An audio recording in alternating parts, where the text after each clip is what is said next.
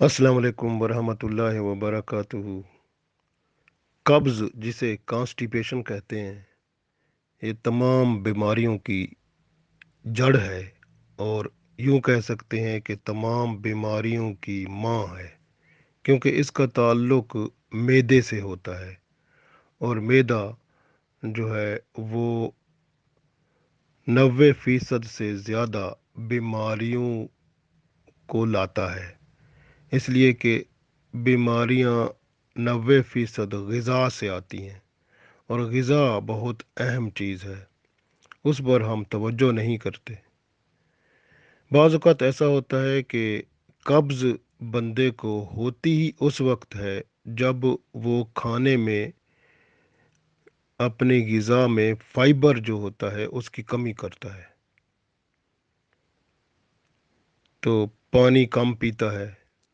और बाज़ औक़ात लोगों को कब्ज़ होती है, जैसे मुख्तलिफ़ दवाइयाँ इस्तेमाल करते हैं और दवाइयों के जो मुज़र असरात होते हैं, जिनको हम नेगेटिव इफ़ेक्ट कहते हैं या मनफी असरात होते हैं, वो भी कब्ज़ लाते हैं।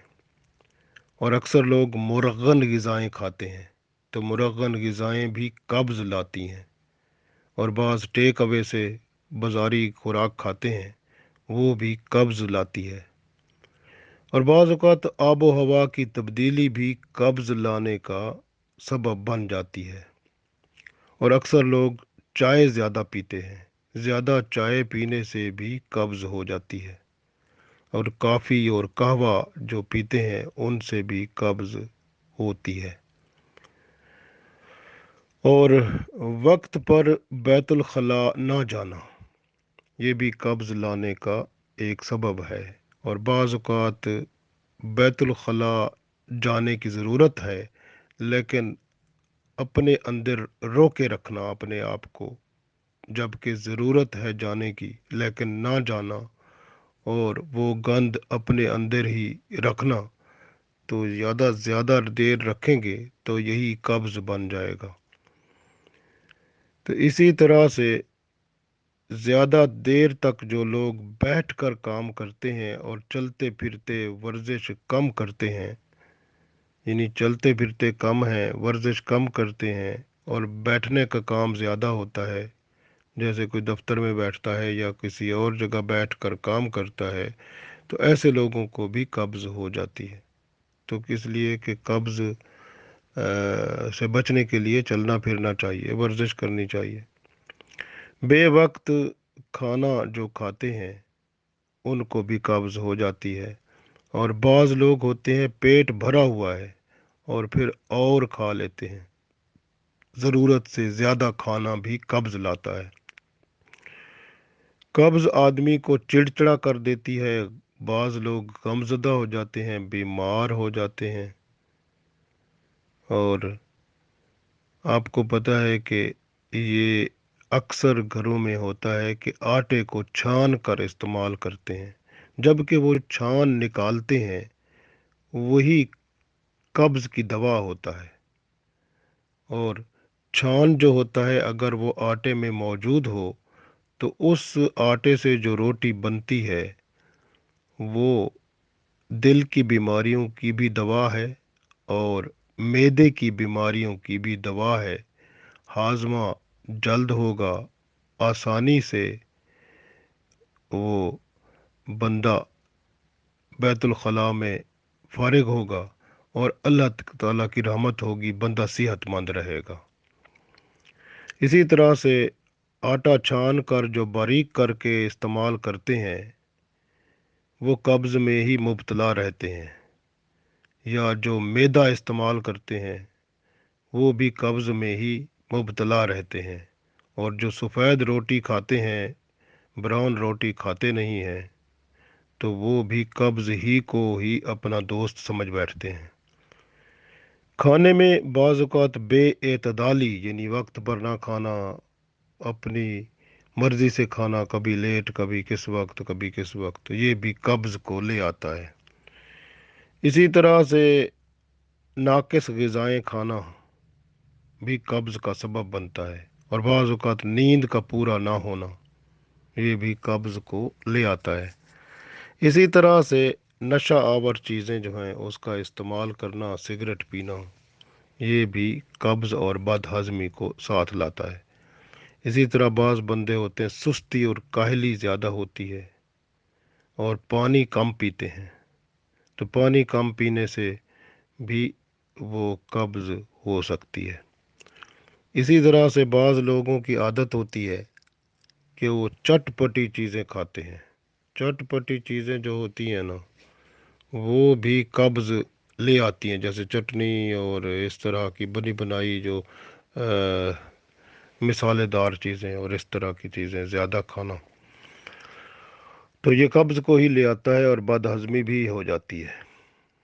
तो इसी तरह से आप जहन में ये रखें, कब्ज़ तमाम बीमारियों की माँ है और तबीयत बोझल हो जाती है, अज़लात कमज़ोर हो जाते हैं, सर में दर्द हो जाता है। जिसको कब्ज़ होती है उसकी कमर में भी दर्द होता है, सर में दर्द होता है, पेट में दर्द हो जाता है, चक्कर भी आते हैं, सीने में जलन इससे हो जाती है और दर्द की कैफियत होती है। दिल की धड़कन भी इसमें तेज़ हो जाती है और जिस्म के मुख्तलिफ हिस्सों में दर्द भी होता है और ये कब्ज़ की वजह से होता है। तो इसी तरह से अगर दालें भी इस्तेमाल करें तो वो छिलके वाली दालें इस्तेमाल करें और रेशादार ग़िज़ाएँ जो हैं वो ज़्यादा इस्तेमाल करें और रेशादार फल और सब्ज़ियाँ खाएं, यानी जिनमें फ़ाइबर होता है। अपनी ग़िज़ा में फ़ाइबर को ज़्यादा इस्तेमाल करें और फ्रूट और सब्ज़ियाँ जो हैं ज़्यादा खाएं, यानी फल सब्ज़ियाँ अच्छी चीज़ हैं। और निहार मुंह हल्के गर्म पानी में शहद मिलाकर पिएं, तो इससे भी कब्ज़ आहिस्ता आहिस्ता ख़त्म हो जाती है।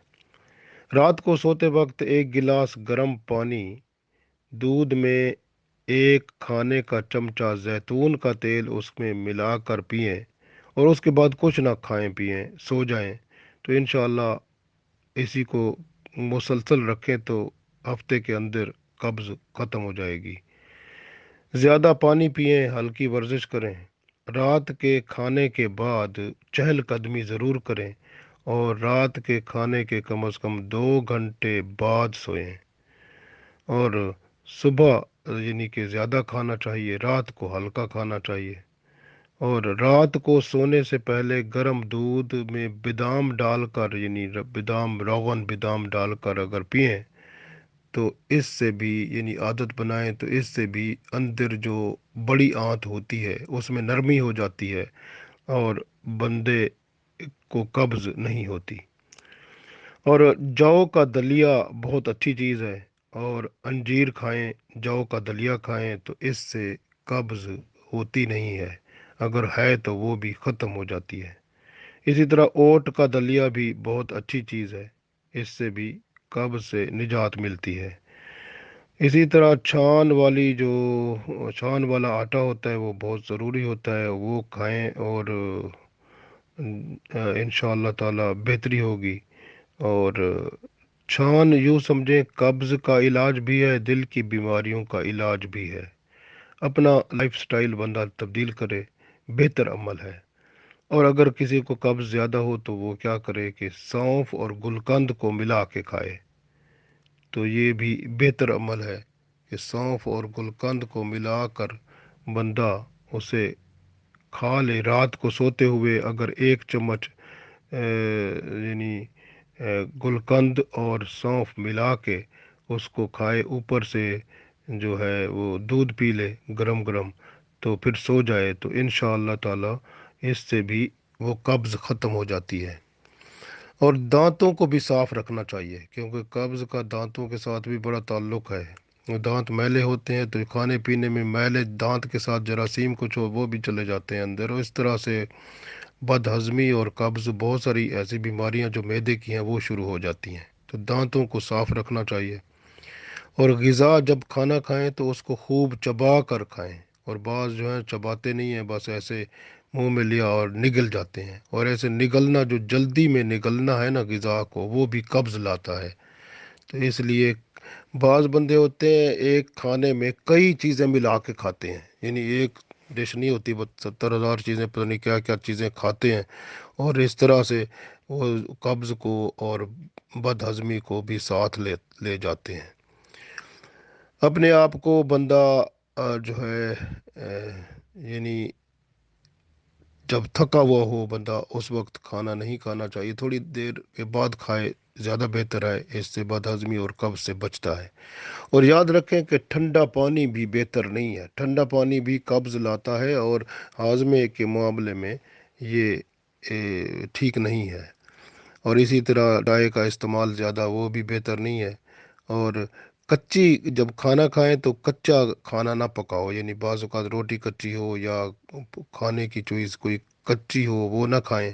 اور کوئی چیز جس کی ٹائم گزر گیا ہو اور خراب ہو رہی ہو تو وہ بھی نہیں کھانی چاہیے، کیونکہ جو وقت اوور ڈیٹڈ ہوتی ہے یا جو وقت جس کا زیادہ ہو جاتا ہے کھانے پینے کا، تو وہ اس کے اندر جراثیم پیدا ہو جاتے ہیں، تو وہ بھی نقصان دہ ہوتی ہے، وہ یا تو بد ہضمی ہو جائے گی یا قبض ہو جائے گی۔